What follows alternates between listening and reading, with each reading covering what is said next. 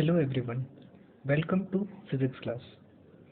Today we are going to start a new chapter, current electricity. So, in chapter 1 and 2, we studied the phenomena associated with the electric charges at rest. है ना? हमने first और second chapter में देखा था जब कभी भी इलेक्ट्रिकल चार्ज रेस्ट में रहते थे क्या क्या होता था उसके पूरे फिनोमेना देखें. So the physics of charge at rest is called electrostatics. ठीक है. Now we are going to deal with the motion or dynamics of charges. So as the term current implies some sort of motion, so the motion of electric charges contributes an electrical current. ठीक है. So of course definitely जब charge move करेगा तो वो electric current को constitute करता है. Okay चलिए. So the study of electric charges in motion is called current electricity. Now we will discuss about electric current. So the flow of electric charges through a conductor constitutes an electric current. Okay.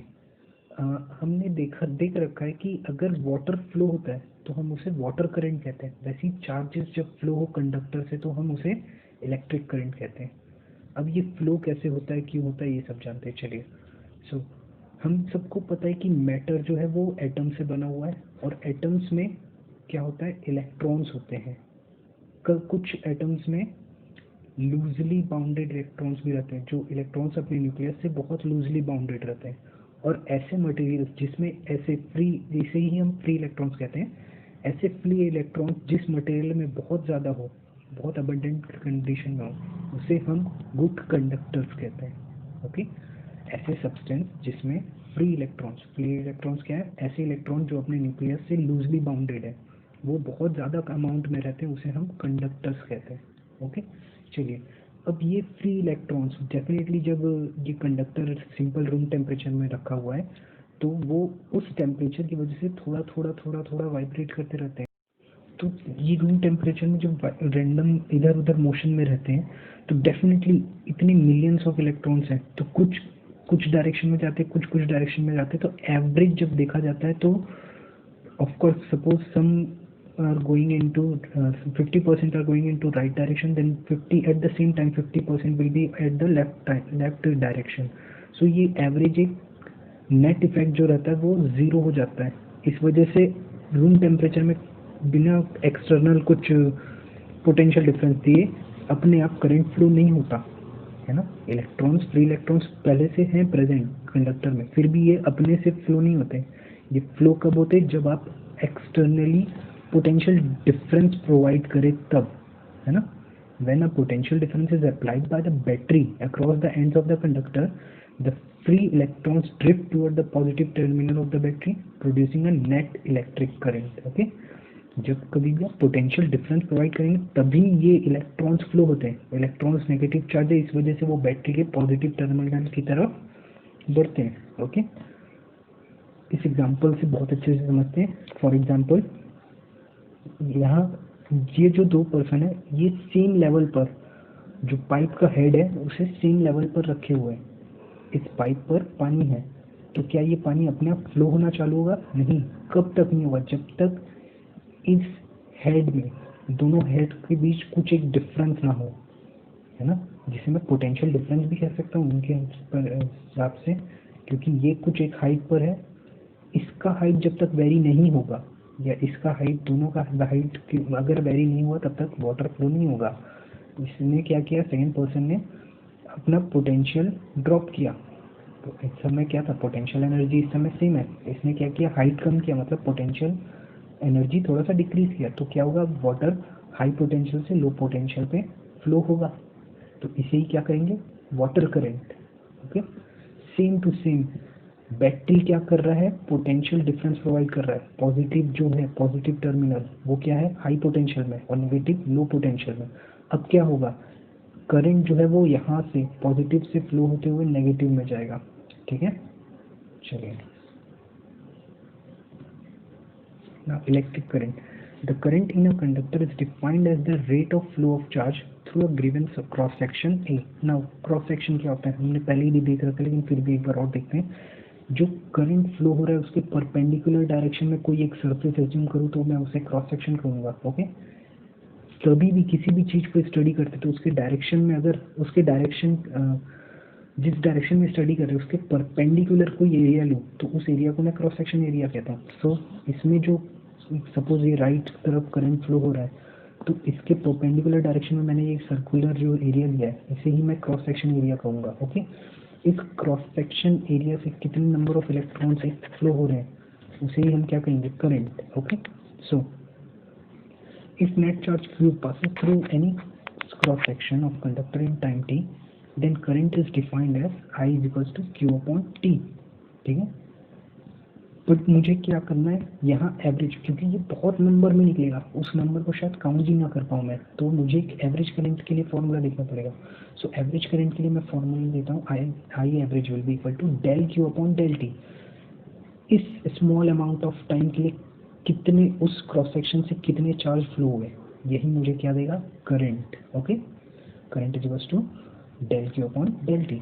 Okay, next, अगर मुझे एक instant time के लिए चाहिए current, instantaneous time मतलब जहाँ बहुत छोटा एकदम सडन इंस्टेंट के लिए, तो मुझे लिमिट लगाना पड़ेगा कि ये जो टाइम डिफरेंस वो इतना छोटा है, किसके लगभग किसके बराबर, जीरो, बहुत सडन, एक इंस्टेंटेनियस इसीलिए कह रहा हूँ सडन इंटरवल के लिए। ठीक है, so I will be equal to del Q upon del t will be equated, जब लिमिट लगाऊंगा del t tends to zero, so ये हो जाएगा d q upon d t. Okay, बहुत स्मॉल है ये। ओके, सो ऐसा है। चलिए अब ऐसा यूनिट देखते हैं, ऐसा unit of current. So charge का ऐसा यूनिट होता है कूलम, टाइम का होता है second, so it will be coulomb पर सेकेंड। हमें ऐसा यूनिट पता है एम्पियर, तो एम्पियर को मैं और क्या लिख सकता हूँ करंट के लिए, कूलम पर सेकेंड। ओके, सो एम्पियर का डेफिनेशन क्या बन गया, 1 ampere of current is equivalent to 1 coulomb of charge passing through a perpendicular cross section in 1 second. ये 1 एम्पियर का डेफिनेशन बना।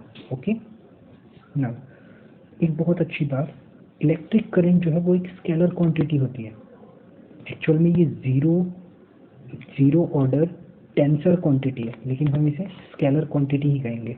ओके, क्योंकि इसमें आप बोलेंगे कि डेफिनेटली सर इसमें ये जैसे अगर हम कंडक्टर एक वायर से फ्लो कराएं तो हमें करंट का डायरेक्शन तो पता है ना, लेकिन एक्चुअल में वो करंट का डायरेक्शन नहीं है, वो हमें एक्चुअल में सब चीज़ क्लियर नहीं है, इस वजह से इसे जीरो ऑर्डर टेंसर कहते हैं। टेंसर क्वांटिटी वो होती है जिसमें डायरेक्शन और मैग्नीट्यूड, डायरेक्शन तो पता रहता है लेकिन वो एग्जैक्ट नहीं होता। चलिए इसे आगे बाद में और कभी डील करेंगे। Next, conventional current. Okay, in an electric circuit, arrowheads are used to indicate the direction of flow of current. By convention, the flow of in the circuit should be from positive terminal of the battery to the negative terminal. This current is called the conventional current or simply current. Okay, हमें पता है कि of course definitely जब भी ये current flow होना है वो हायर पोटेंशियल से लोअर पोटेंशियल की तरफ जाना है, मतलब प्लस की डायरेक्शन से निकलना है और लोअर पोटेंशियल की तरफ इसे हेड करना है। ठीक है, तो ये हुआ डायरेक्शन ऑफ कन्वेंशनल करंट। लेकिन हमें पता है कि इलेक्ट्रॉन्स जो है वो नेगेटिव से फ्लो होकर पॉजिटिव पे जाता है, क्योंकि नेगेटिव चार्ज है तो वो कहाँ अट्रैक्ट होगा, पॉजिटिव। जो इलेक्ट्रॉन्स का फ्लो रहेगा वो करंट के फ्लो के अपोजिट डायरेक्शन में रहेगा, क्योंकि इलेक्ट्रॉन्स जो है वो नेगेटिव चार्ज है वो पॉजिटिव की तरफ अट्रैक्ट हो रहे हैं। ठीक है, so this is the direction of flow of electrons in typical circuits. The charge that flow are actually electrons from the negative terminal of the battery to the positive. Okay? लेकिन फिर भी हम current का direction यही लेंगे, conventional है ये हमारे लिए। ठीक है, चलिए next, mathematically a transfer of positive charge is the same as the transfer of negative charge in opposite direction. जितने नंबर ऑफ पॉजिटिव चार्ज आ रहे हैं उतने ही नंबर ऑफ नेगेटिव चार्ज भी आते हैं। Okay, drift velocity. So, in conductors, the charge carriers are free electrons, है ना, जो चार्ज ले जा रहा है वो फ्री इलेक्ट्रॉन्स ही है।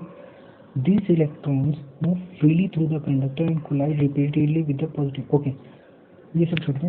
अगर मैं सिंपल एक कंडीशन की बात करूँ तो एक कंडक्टर में डेफिनेटली एटम्स या आयंस होंगे। अब ये इलेक्ट्रॉन्स जब मूव करेंगे तो डेफिनेटली ये इनसे स्ट्राइक करेंगे, है ना।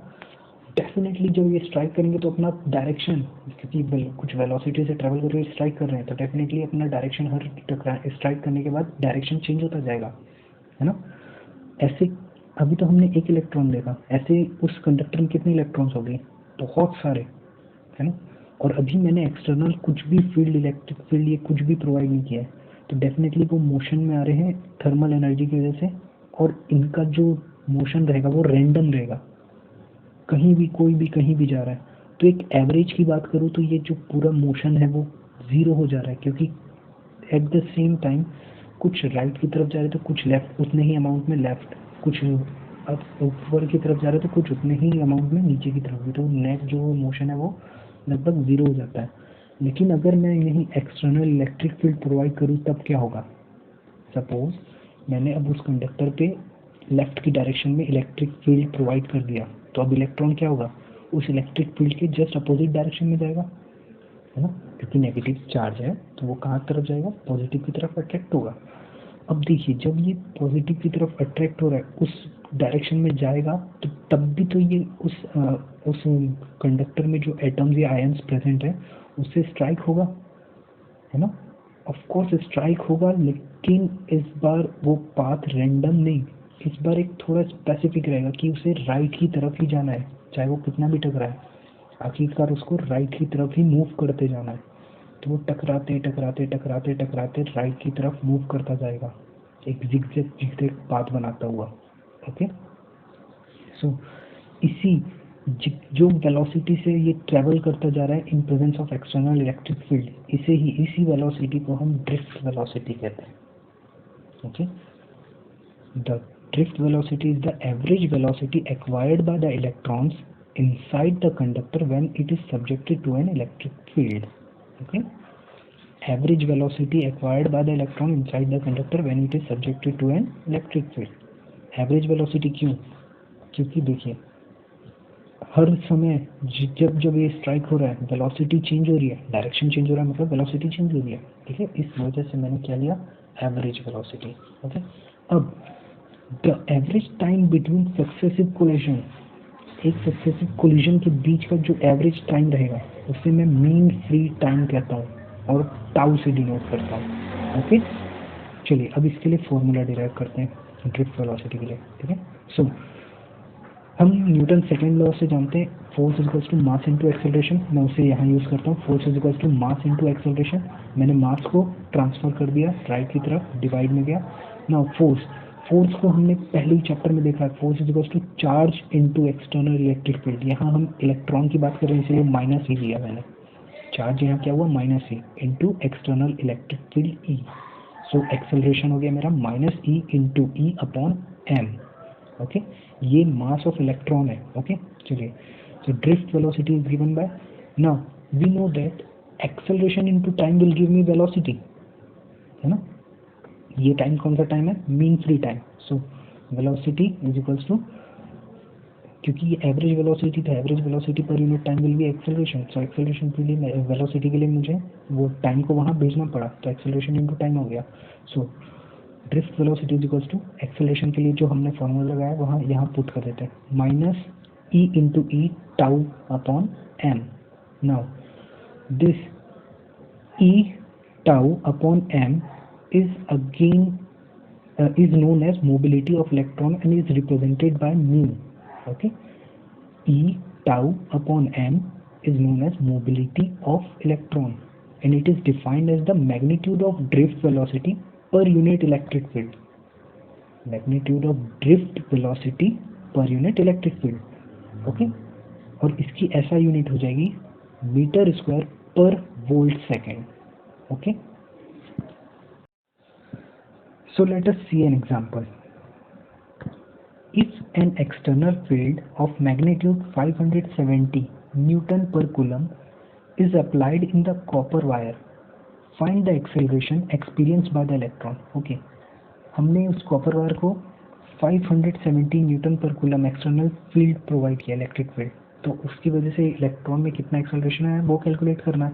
तो हमें ये याद रखना पड़ेगा कि जो चार्ज होता है एक इलेक्ट्रॉन का वो होता है 1.6 इंटू 10⁻⁻19 कूलम, ये एक स्टैंडर्ड वैल्यू है। ओके, वैसे ही similarly mass of electron is equal to 9.11 into 10⁻⁻31 kg, ये स्टैंडर्ड वैल्यू है, इसे हमें याद रखना है। Okay, now from Newton second law we know that F is equal to mass into acceleration, and earlier we have also derived that force is equal to charge into external electric field. Okay, so मुझे acceleration का काम है, मैंने mass को यहाँ transpose कर दिया तो ये यहाँ डिवाइड में आ गया। नाउ यहाँ हमें सबकी वैल्यू पता है, E is equal to 1.6 into 10⁻⁻19, capital E given as 570 and mass is 9.11 into 10⁻31। Okay, तो जब इसे मैंने कैलकुलेट किया तो ये आंसर आया हमारे पास 1.001 इंटू 10⁻14 मीटर पर second square.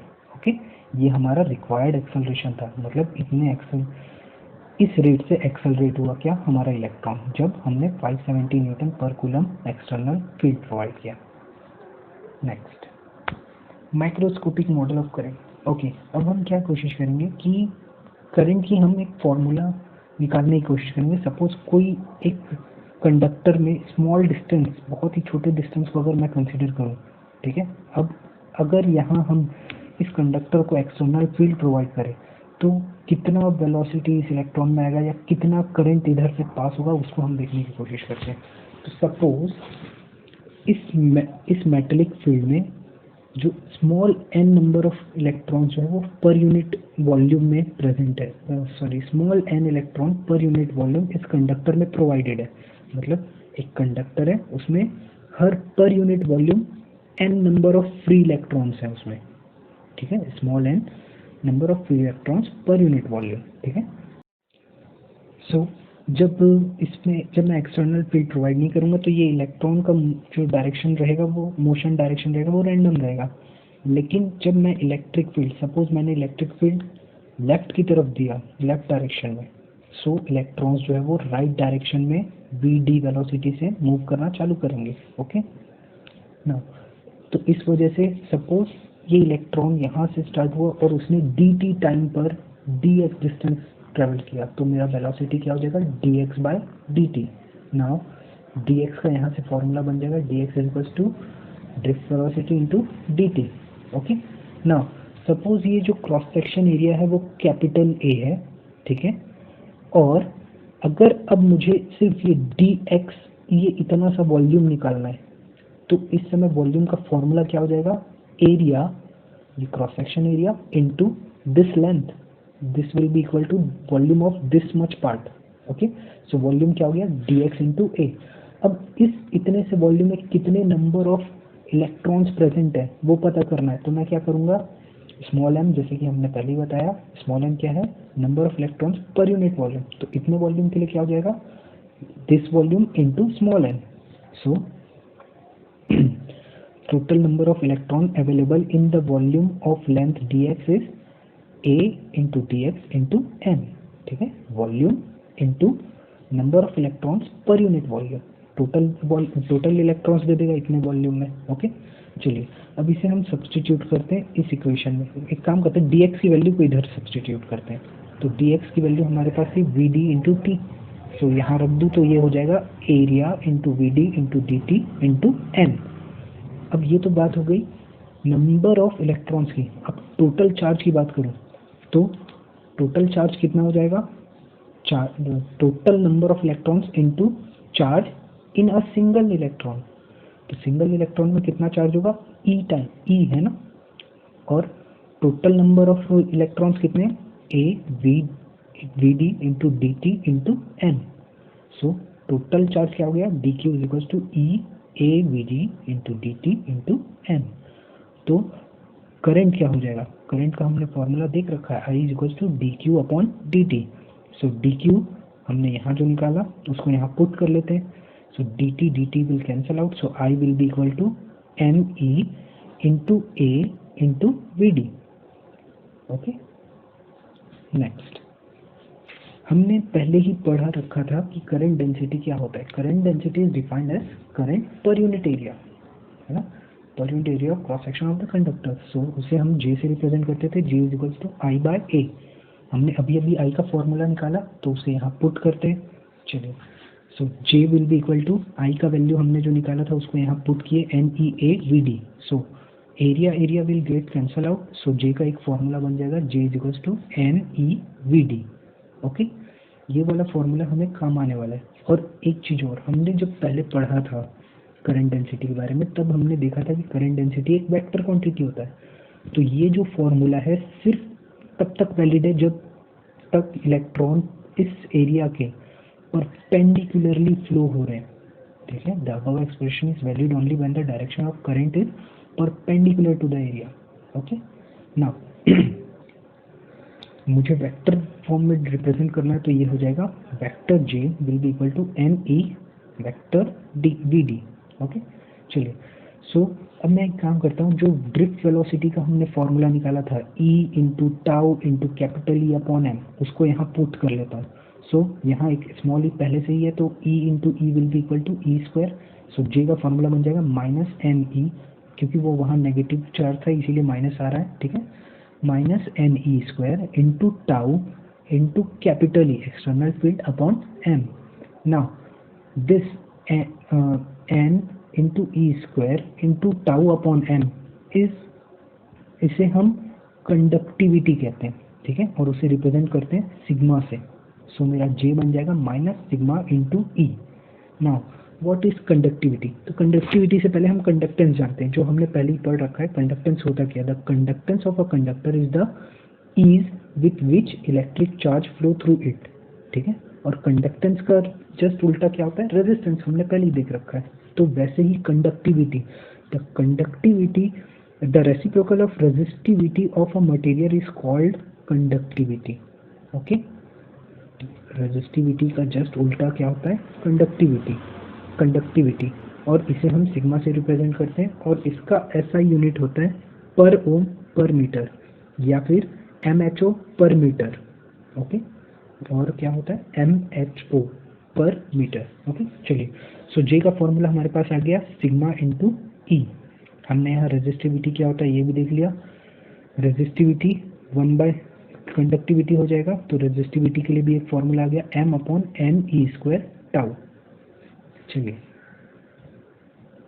So electrical resistivity हमने पहले ही देख रखा है। The electrical resistivity of material is defined as the resistance offered to current flow by a conductor of unit length having unit area of cross section. Okay, इसका ऐसा unit होता है ओम metre. Okay, ये सबको पहले से पता है। सो हमें ये पता है कि जब करंट फ्लो होता है, ऑफ कोर्स इलेक्ट्रॉन्स क्या होते हैं? बहुत सारे एटम्स के थ्रू स्ट्राइक करते हुए फिर फ्लो करते हैं।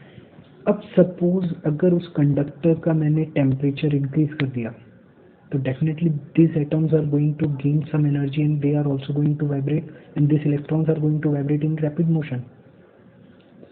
क्योंकि एनर्जी गेन कर चुके तो ये और थोड़ा रैपिडली वाइब्रेट होंगे। तो क्या होगा कि ये अब जो फ्लो है वो उतना ज़्यादा इफेक्टिव नहीं रहेगा। अब ये रेजिस्ट करना चालू करेगा, मतलब जैसे जैसे टेम्परेचर इंक्रीज करते जाता हूँ ये ज़्यादा अब क्योंकि इलेक्ट्रॉन्स ने एनर्जी गेन किया, अब ये ज़्यादा वाइब्रेट होगा तो ज़्यादा एटम से टकराना चालू करेगा और फ्लो होगा। मतलब ज़्यादा बार टकराएगा तो अब इसे जो है फ्लो होने में टाइम ज़्यादा लगेगा, तो वेलोसिटी क्या हुई? कम हो गई। तो मैं सीधा सीधा ये कह सकता हूँ कि जैसे जैसे टेम्परेचर इंक्रीज होगा कंडक्टिविटी डिक्रीज होगी, या ये भी कह सकते हैं जैसे जैसे टेम्परेचर इंक्रीज होगा रेजिस्टिविटी जो है वो भी इंक्रीज होगा। ओके, और अगर मैं इसे रेजिस्टिविटी और टेम्परेचर के बीच एक ग्राफ बनाऊं तो ये एक लीनियर इंक्लाइन लाइन देगा, स्ट्रेट लाइन। ठीक है, सो एक्सपेरिमेंटली हमें एक फॉर्मूला मिला, एक्सपेरिमेंटली हमने एक फॉर्मूला, एक टेम्परेचर और इस रेजिस्टिविटी के बीच एक एक्सप्रेशन डिराइव किया था, that is rho T is equal to rho naught 1 plus alpha T minus T not. Now T naught और रो नॉट जो है वो इनिशियल पोजीशन है। ठीक है, शुरुआती, या इसे हम रिफरेंस टेम्परेचर, रिफरेंस पॉइंट भी कह सकते हैं। ओके, सो रिफरेंस टेम्परेचर अक्सर हम 20 डिग्री सेल्सियस ही लेते हैं। ओके, ना रो टी और सिंपल टी जो है ये फाइनल कंडीशन है। Okay, now what is alpha? Alpha is the temperature coefficient of resistivity. Alpha क्या है? Temperature coefficient of resistivity. Okay, चलिए, सो इसे अगर मैं और फॉर्मुलेट करूँ, अरेंज करने की कोशिश करूँ, तो अगर मैं इसे लेफ्ट हैंड साइड ले आऊँ तो ये ऑफकोर्स पॉजिटिव था तो नेगेटिव में आ गया। सो अल्फा का एक फॉर्मूला बन जाता है, alpha is equals to rho t minus rho not upon rho not t minus T not. Now see this is also a difference and this is also a difference, so मैं इसे लिख सकता हूँ del rho upon rho not del t. So alpha का एक definition बन गया, it is defined as alpha just the temperature coefficient of resistivity is defined as the ratio of increase in resistivity per degree rise in temperature to its resistivity at T naught। फिर से देखें, temperature coefficient of resistivity is the ratio of increase in resistivity del rho increase in resistivity पर degree rise in temperature, देखिए del T change हो रहा है ना, rise ही हो रहा है, to the resistivity at T naught, जितना रेजिस्टिविटी टी नॉट पे था उसके लिए भी उसका भी रेशियो है ना। So alpha is equal to del rho by rho naught into del T. And we also know that resistivity directly proportional to R, तो मैं आर के लिए भी फॉर्मूला लिख सकता हूँ, आर टी रो टी की जगह R T is equals to R naught 1 plus alpha T minus T naught. तो हमारे लिए रेजिस्टेंस के लिए भी फॉर्मूला आ गया, R t resistance at t degree Celsius, R not resistance at 0 degree Celsius या initial, okay, and t will be the temperature difference, rise in temperature रहेगा t minus T not, okay.